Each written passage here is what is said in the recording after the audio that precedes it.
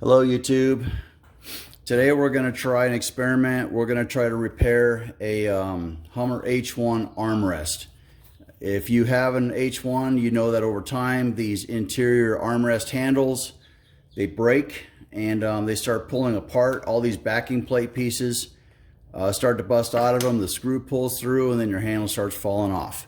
So if you look at my H1 over here, the driver's door is still in really good shape. It's solid. There's no signs of deterioration on that.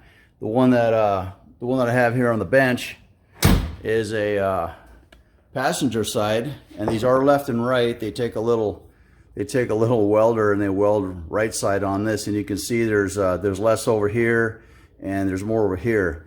Now this was going to go in the trash anyway, so nobody makes a reproduction of these, so they're almost impossible to find. So I'm going to just play around with it, try to see if I can fix this.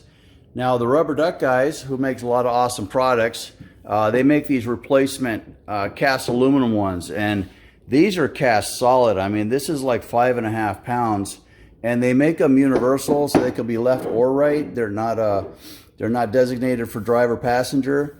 And why they didn't cast these a little bit more hollow, I don't know, but you probably need stronger hinge pins in your doors, because this is a lot of weight hanging off your frame. So if this doesn't work out, maybe I'll go ahead and put these things in. But here's what I was going to do. I was going to take some of this fiberglass resin and mix it up, and I was just going to set this up, and I was going to basically just pour this with fiberglass resin to see if I could just fill this in and kind of bond it all back together. Now, I made these little plastic pins because it's got a hole drilled through it. This is the same size as the hole going through, and if I'm going to fill this up with fiberglass resin, I don't want that resin to go down through the hole and create a bunch of mess coming out of the backside here. So I turned these pins, and you can see that these are at an angle. They're not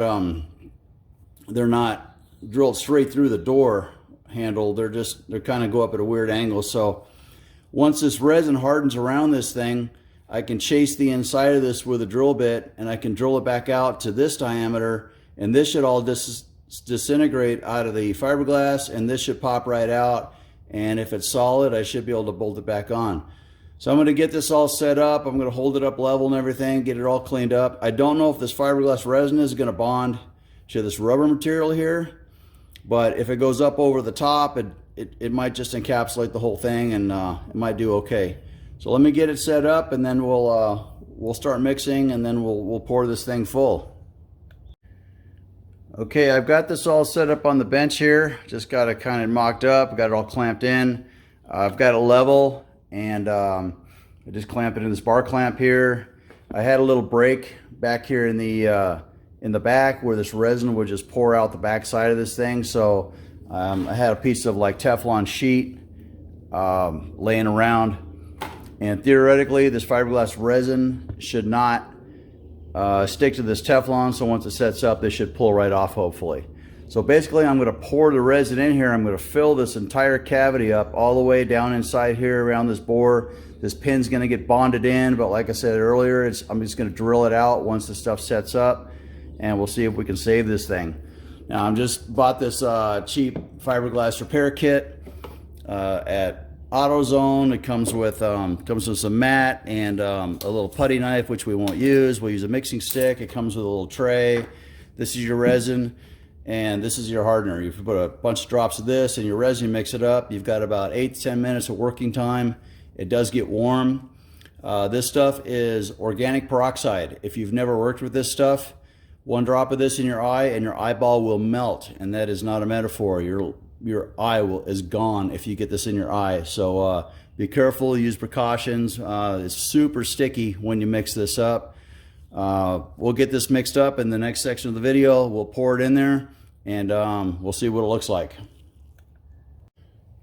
All right, we're going to add the hardener to this. I put about half the bottle in here, which I'm guessing is about 3.5 ounces, and it says 10 drops per ounce. So we're going to put 35 drops in here, and we're going to stir it up and pour it in. So that was about 5, 6, 7, 8, 9, 10. It's kind of a guesswork 15, 16, 17, 18, 19, 20.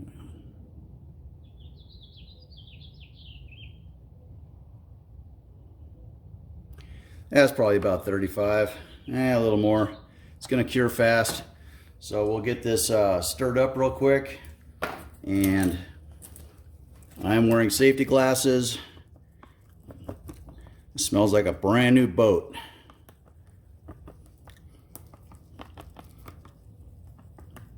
So you can actually feel the stuff starting to get warm because of the exothermic reaction because of resin in the hardener.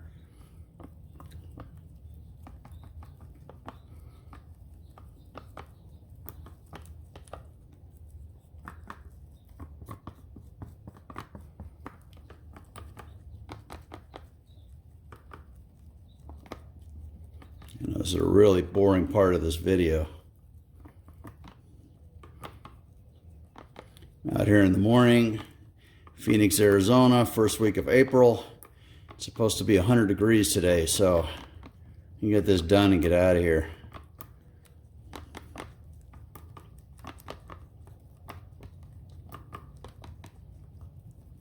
Like I said, once you're mixed, 8 to 10 minutes of working time.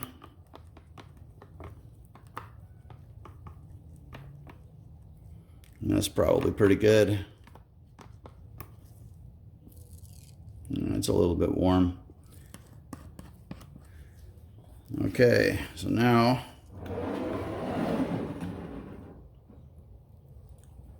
we're just going to pour this stuff in here. Hopefully I made enough to fill it up.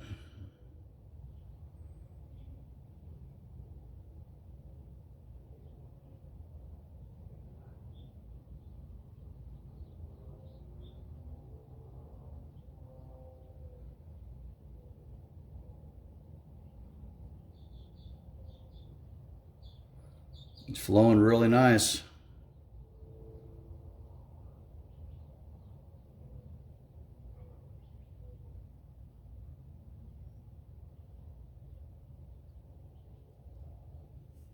And I would call that full.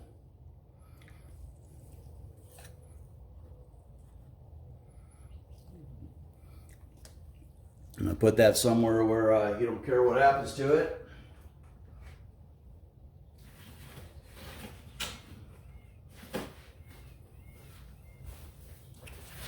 Just going to set this on some foam.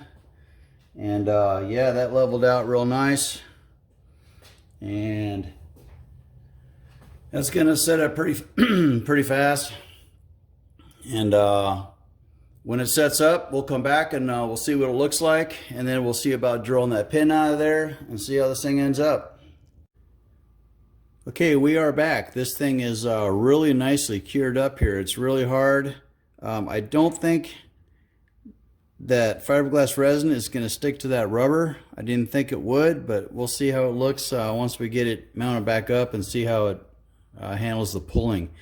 Now, when this was curing, I had a little bit of a leak coming out of the bottom here, and as it was setting up, I just took some of these little Q-tips here and I just kept wiping that epoxy resin away until it started to set up and started to harden. So that and a little bit of lacquer thinner kept it from sticking to the vinyl up here. So let's take this clamp off.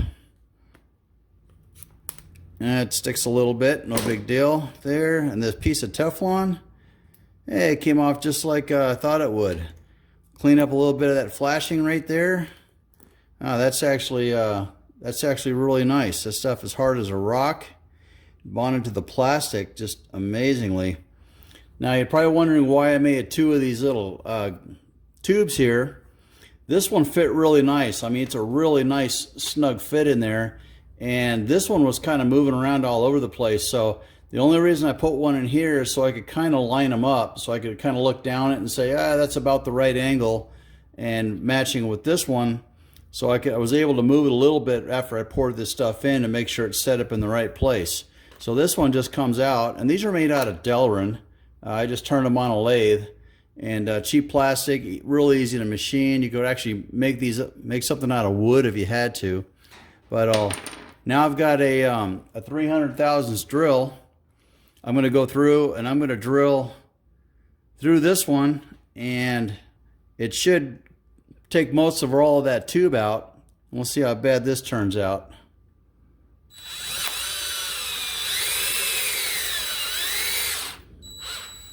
Hey, that whole thing is spinning. That's even better yet. Well, that just made my job a whole lot easier. Look at that. It's out. Perfect. Yeah, there it goes. So anyway, that's about it. I don't have to cut that off or flush mount it. Now I can just go bolt it in. And I'm going to clean that up a little bit. We're going to bolt it up to the door and see how it looks. All right, we got that handle bolted back in. Went in really nice. This is the end that was repaired. The screw went in really nice and tight. It felt solid, as did the back one. This is fantastic, man. This is not going anywhere. It feels really solid. I don't think it's going to come apart anytime soon. And it saved my handle. It still looks good in there. Like I said, these things are obsolete. They're almost impossible to find. And this was a nice fix. So the rubber duck ones I bought, as nice as they are, I don't think I'm going to need them, but I'll keep them around as a spare. But this is good to go, and it's plenty good for the people that ride in my passenger seat. So I'm pretty happy with this repair, and I hope this was helpful to you. That fiberglass kit was like 22 bucks at AutoZone. Make some plugs somehow. Not too hard to come up with something like that, and you can save your handle, and down the road you go. Thanks for watching, guys. Bye.